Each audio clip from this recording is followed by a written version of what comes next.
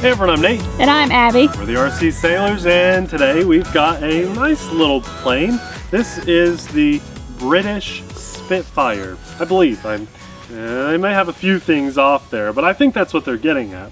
And comes in around 80 bucks. That's where we've picked ours up.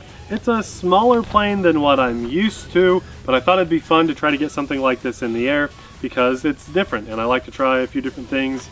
And it came in at a great price. You really just need a receiver and a battery, and it comes with everything else. Surprisingly, this was very easy to set up. I kind of cut everything out of the nicely packaged box and all of the bags, and I thought, man, this is going to take a while. But it really only took me about a half hour, 40 minutes or so, and I was very slow taking my time. Let's take a closer look at this, and then we're going to fly it and have a little fun with the Spitfire. Where we got it, again, it's linked in the description box below. It's called the 014B, so it's kind of weird. They didn't even call it the British Spitfire, but again, I think that's what they're going for here. The servos and everything came installed already. Even the aileron push rods, all that was already installed, which was really nice. It's held on with the big screw here on the bottom, and I had to install these guys here on the bottom with a little glue, included glue. The guns on the wing, which my gluing job was a little sloppy. What else? I had to install the antenna, I had to install the tail section, and did I do the landing gear? No, they were already installed. No, I had screws, screw those in. So really there wasn't a whole lot to it.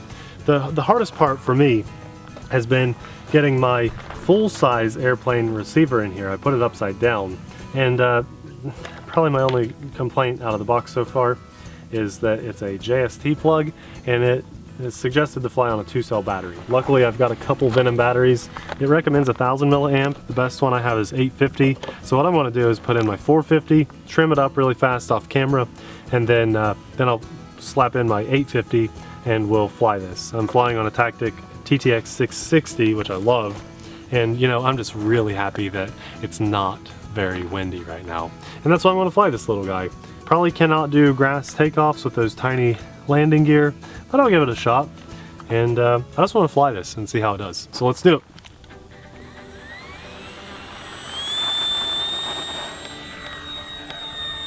Uh-oh. Whoa, it's a little off. What's wrong with it? A lot. Way too much lift. Just really not centered.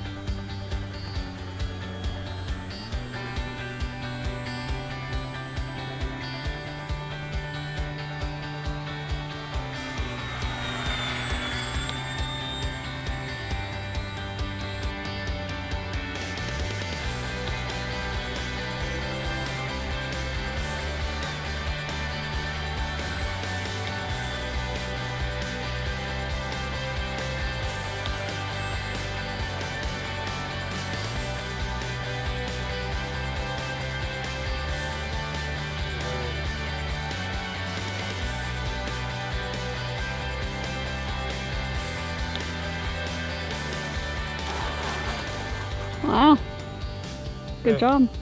All right, I'm going to put in the bigger battery now that I got it trimmed up, and you guys saw that really ugly takeoff. This was extremely tail heavy, and I'm hoping that the double in size battery helps with that. It should, because even after I trimmed it up, I was still having to push my elevator down quite a bit. So I hope this helps. So what I was really surprised about was its ability to take off and land on the grass. That was on my little trimming flight there. Let's see if I can do it again.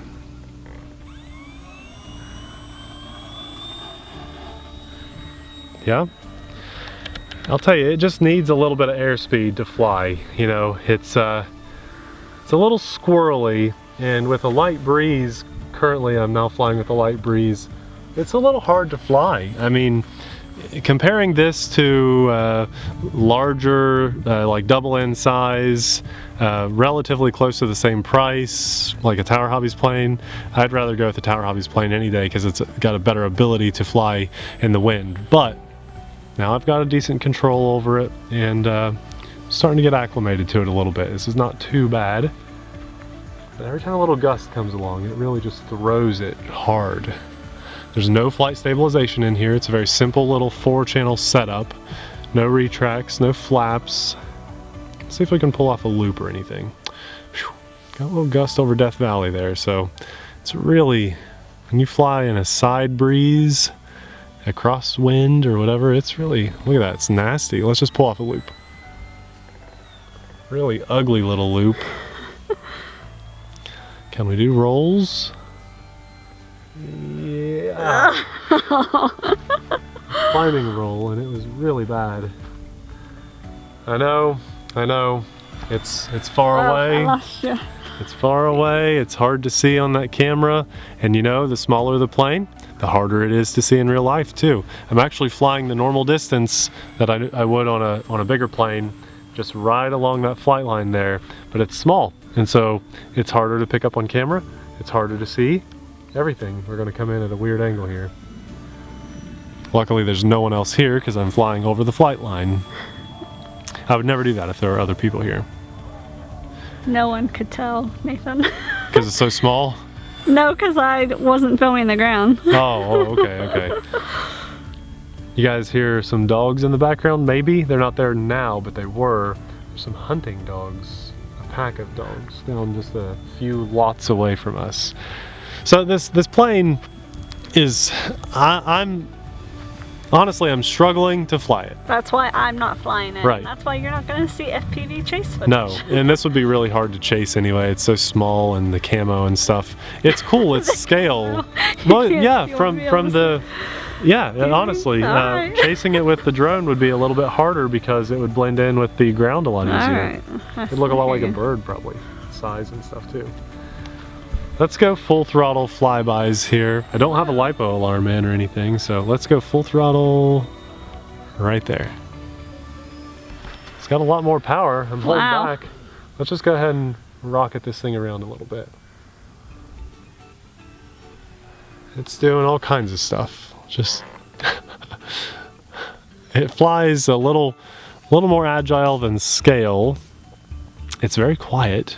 It's very small. It is quiet. I think I forgot to tell you, it's got a 12 amp ESC and 1300 kV motor. There you go, thank you. Is it a brushed or brushless? I would assume that's a brushless motor in there, but I honestly Didn't look at it. Don't know. It didn't say on the website, or I would have said. It flies okay, but it's a constant struggle rather than an enjoyment.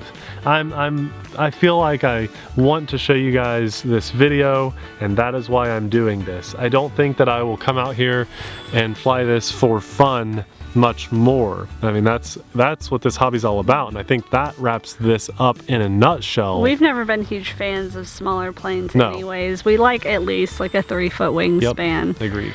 So this one's pretty tiny for us. With a little more airspeed, the rolls looked a little better there. And it does okay, but you could not fly this in really any wind over like 2-3 miles an hour comfortably. I feel like you'd be better off just spending the extra $30 or $40 and picking up a Tower Hobbies plane instead of $80, $90 or so for this one. I agree. I think if this came in at around 60 bucks, which is, when I say that out loud, it sounds unrealistic, but I think that would make it a fair and competitive price and maybe worth that price point. But yeah, I totally agree with you. Spend the extra 20-30 bucks, get a Tower Hobbies airplane. It's cool that it's the Spitfire, but I think I'd rather just have a Millennium Master for 110 bucks. So there is no room for a LiPo alarm, so we don't really know about a flight time. No, I'm going to be landing soon because I don't want to ruin my battery. It's actually a brand new battery. Yeah. Yeah, it's okay. Like, it looks cool in the air.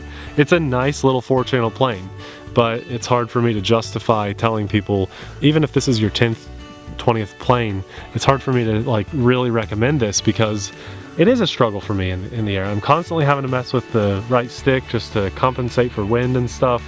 It's a bit of a struggle, and that to me takes a lot of, you know, you lose all the, oops, there's a shrub. so small. I thought I was farther away. I was wondering what you were doing. Oh my goodness. Plus I'm standing really far back. Normally. Well, go stand up there. I'm up here later. Go stand up there. It's fine. I'll entertain them. or I'll be awkwardly quiet. One of the two will happen. Let's see how he does. His last landing you guys saw, at least I think he showed you. It was pretty good. Oh, that was fast. That looks so fast. Yeah, that's fast. He said, yeah, it was fast. Well, there you have it. That's the little baby Spitfire that goes by a really random name online. I'll have it linked in the description box below if you want to check it out. If you catch this on sale, or if you're just a Spitfire fan, you might want to pick this up. This will look good hanging on my wall, and I'll be happy to display it there. I just don't know how much I'll actually get out and fly this. It's completely dead right now, and I still struggled a little bit to keep it in the air. I don't think that I'm a bad plane pilot. I know there are definitely better pilots out there than me, but I think if you were a beginner, a lot of times beginners look at beginner price tags. And so they go cheap. And then you wreck it.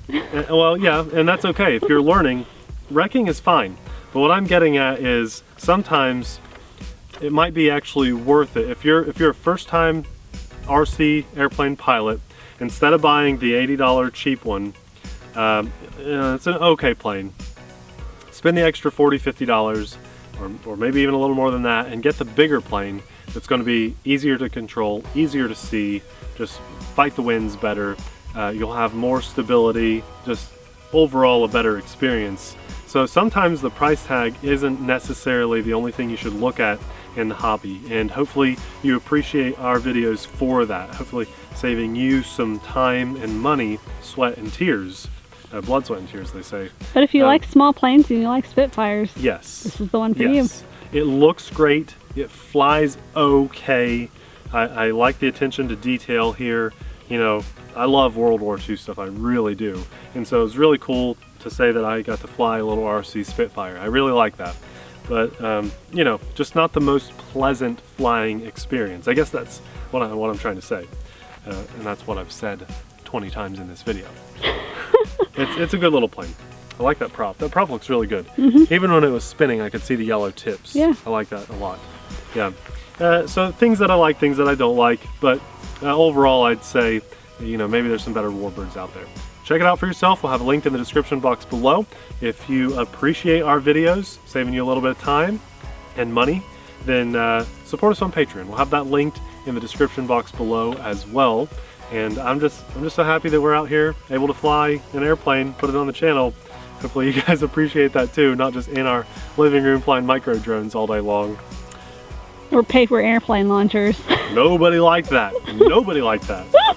Thanks for watching. We'll see you in the next video. Bye.